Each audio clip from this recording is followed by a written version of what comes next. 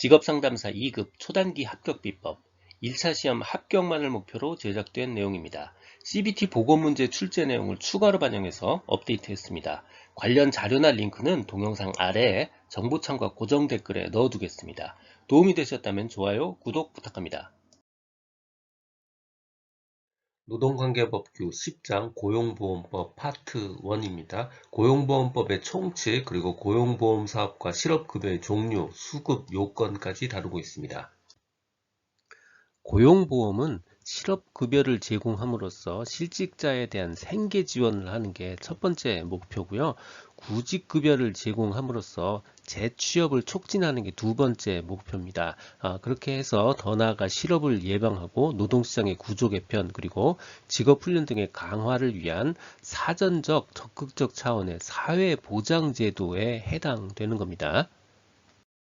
고용보험법의 목적입니다. 고용보험법은 여성 문제를 특별히 목적으로 다루고 있지 않습니다. 모성보호급여 지급, 여성의 고용 촉진, 남녀 고용 평등 이것은 고용보험법의 목적에 해당하지 않습니다. 고용보험법의 목적이요. 실업 예방, 고용 촉진, 근로자 등의 직업 능력 개발과 향상을 꾀하고요. 국가의 직업 지도와 직업 능력 기능을 강화하고요. 근로자 등이 실업한 경우에 생활에 필요한 급여를 실시해서 근로자 등의 생활 안정과 구직 활동을 촉진함으로써 경제, 사회 발전에 이바지하는 것을 목적으로 하고 있습니다. 고용보호법에서 가장 중요한 용어 바로 일용근로자입니다. 일용근로자의 정확한 정의는요. 1개월 미만 동안 고용되어 있는 자를 말하는 겁니다. 1단이 아니고요. 2개월, 3개월, 6개월 다 아닙니다. 1개월 미만이에요. 그래도 다행인 게 1개월의 일자와 일용근로자의 일자가 똑같으니까 조금 기억하기 쉽습니다. 1개월 미만 동안이다. 요거 꼭 기억을 해 두시고요. 숙련 건설 근로자 혹은 그냥 건설 근로자요. 비계공, 벽돌공, 목수, 용접공 등등등 이런 건설 근로자는요. 일용 근로자에 해당됩니다. 숙련이든 아니든 상관없이 건설 근로자는 일용 근로자에 해당되는 겁니다. 이직은 피보험자와 사업주 사이에 고용관계 끝났다는 것을 말하는 거고요. 실업은 근로의 의사와 능력이 있음에도 불구하고 취업을 하지 못한 상태에 있다라는 걸 말하는 겁니다. 실업의 인정이란 말은 수급 자격자, 그러니까 고용보험에 들어있는 사람이 실업 상태에 빠졌고요. 그리고 그 사람이 직업을 구하기 위해서 노력하고 있다라는 뜻입니다. 수급 자격자가 실업 상태에 있고 그 사람이 직업 구하기 위해서 노력하고 있다라는 걸 직업안정기관의 장이 인정하는 걸 말하는 겁니다. 더 짧게 얘기하면 직업안정기관의 장이 이제 실업급여를 받을 수 있는 자격이 다 확보됐다라는 걸 말하는 겁니다. 고용보험법에서 말하는 피보험자란 보험에 가입되어 있는 사람, 이게 바로 피보험자입니다. 보험에 가입되어 있는 것으로 보이는 근로자, 고용보험에 가입되어 있는 것으로 보이는 자영업자 모두 다 피보험자에 해당되는 겁니다. 계산보험료는요, 해당 보험연도, 즉 올해 보험연도 3월 31일에 신고하는 보험료입니다. 그 해 보험료를 미리 계략적으로 계산해서 산정해서 납부하는 보험료, 이게 바로 계산보험료예요. 계략적으로 산정하는 보험료, 바로 계산보험료입니다. 그래서 오답은 다음해 3월 31일 날 신고한다. 이게 잘못된 겁니다. 올해 해당 연도에 3월 31일에 신고하는 보험료, 이게 바로 계산보험료입니다. 자, 보수는요, 소득세법에 따른 근로소득에서 대통령령으로 정하는 금품을 뺀 금액을 말하는 겁니다. 근로소득에서 대통령으로 정하는 금품, 예를 들어서 학자금, 식비보조 같은 복리후생 금액을 뺀 것, 이게 바로 보수에 해당되는 거고요. 임금은 근로기준법에 의한 임금 외에 예외적으로 고용노동부 장관이 정하는 금품도 포함하게 되는 겁니다. 고용보험 사업과 고용보험 사업의 하나인 실업급여의 종류입니다. 이 표는 정확하게 다 기억을 하셔야 되고요. 그러기 위해서는 손으로 다 직접 써보셔야 합니다. 고용보험 사업은 크게 두 가지의 급여가 있고요. 두 가지의 사업이 있습니다. 두 가지 급여에는 실업급여가 있고요. 육아휴직급여가 있고요. 출산 전후 휴가급여가 있습니다. 실업급여는 크게 두 가지로 다시 나눠져 있습니다. 구직급여가 있고요. 취업촉진수당이 있어요. 취업촉진수당은 다시 네 가지예요. 취업 조기 재취업수당, 직업능력개발수당, 광역구직활동비, 이주비 이렇게 네 가지가 있습니다. 고용보험 사업에는 두 가지예요. 직업능력개발사업 그리고 고용안정사업이 있습니다. 먼저 광역구직활동비요. 광역구직활동비는요. 실업급여 중에 있는 취업촉진수당에 해당합니다. 공공근로사업, 재활사업은요. 고용보험사업이 아니고요. 실업급여는요. 사업이 아니에요. 고용안정 사업이 아닙니다. 실업급여는 고용안정 사업에 해당하지 않습니다. 우리가 실업자가 되면 받을 수 있는 실업급여는 월급처럼 나오는 급여 파트가 있고요. 특별한 조건이 맞으면 받을 수 있는 수당 파트가 있습니다. 즉, 급여 파트와 수당 파트는 다른 거예요. 구직급여는 취업촉진 수당이 아닙니다. 구직급여는 취업촉진 수당이 아니에요. 그리고 실업급여는요, 구직급여와 취업촉진수당으로 구분할 수 있습니다. 실업급여는 구직급여와 취업촉진수당으로 구분해요.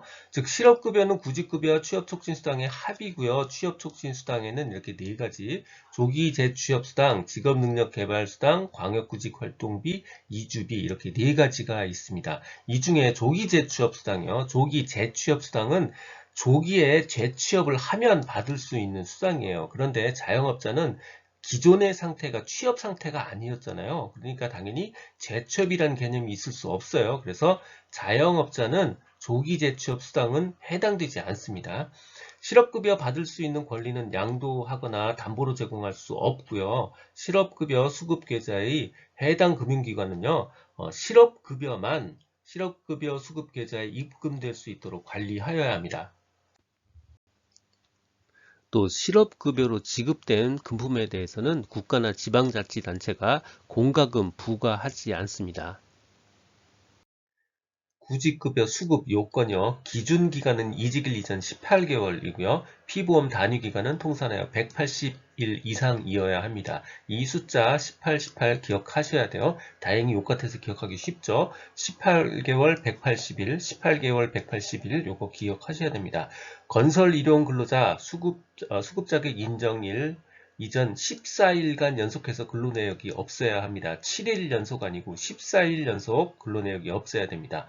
근로의 의사와 능력을 가지고 구체적 구직 활동을 해야 합니다. 근로의 의사와 능력이 있음에도 불구하고 취업하지 못한 상태에 있어야 된다라는 의미입니다. 수급 자격자가 직업안정기관의 장이 소개하는 직업에 취직하는 것을 거부하거나 혹은 지시한 직업능력 개발 훈련 등을 거부하는 경우에는 구직급여 지급을 정지합니다. 환수한다는 뜻은 아니에요. 기존에 줬던 건 어쩔 수 없고요. 앞으로는 지급하지 않는다. 지급을 정지한다는 뜻입니다. 고액금품 수령에 따른 구직급여의 지급 유예 조항은 삭제됐습니다. 그러니까 퇴직할 때 보너스를 얼마 받았든 관계없이 구직급여는 지급이 된다는 뜻이에요. 이런 근로자는 수급자격 인정 신청일 이전 1개월 동안의 근로일수가 10일 미만이어야 되고요. 이직 사유가 수급자격 제한 사유에 해당하지 않아야 합니다. 구직급여 수급 제한 사유입니다. 구직급여를 받을 수 없는 경우요. 근데 잘 생각해보면 전부 다 상식적입니다. 자기의 중대한 귀책사유로 해고됐다. 받을 수 없겠죠. 피보험자가 전직 혹은 자영업하기 위해서 자기 사정으로 이직한다. 이것도 받을 수 없습니다. 다른 직장 옮기는 거 전직입니다. 옮기기 위해서 퇴직하는 경우 이것도 받을 수 없어요.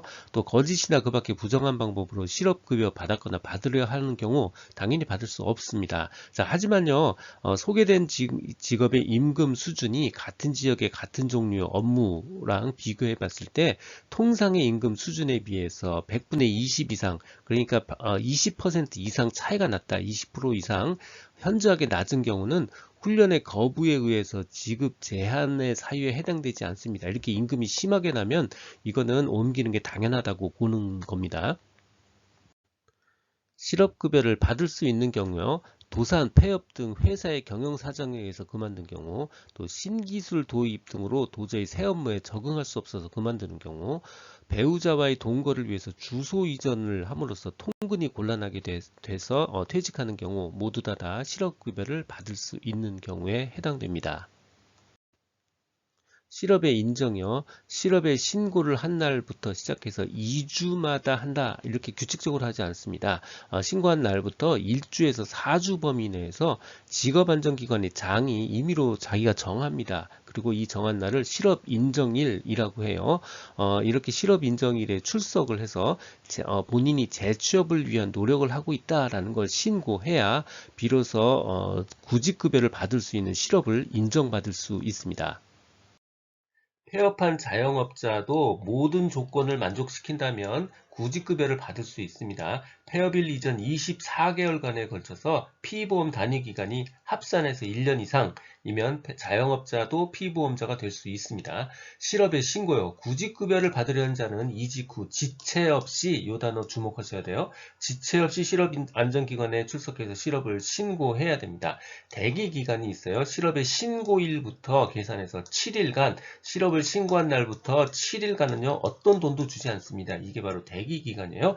대기기간으로 봐서 구직급여를 지급하지 않습니다. 실업기간 및 수급 일수요.